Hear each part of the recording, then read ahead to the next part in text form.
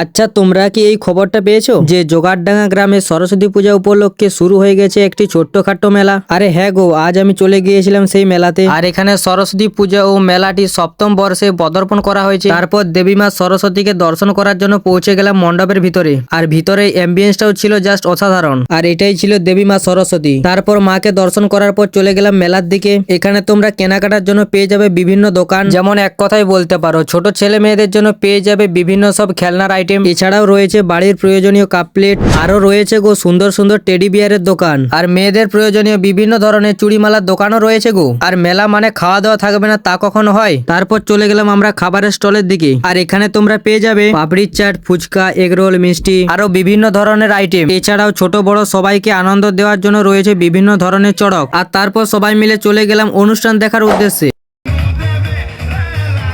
আর এখানে অনুষ্ঠান দেখার জন্য বিভিন্ন দর্শকের সমাগম ঘটে। আর এখানে এই মেলা দেখতে তোমরা কে কে এসেছো অবশ্যই কমেন্ট করে জানিও।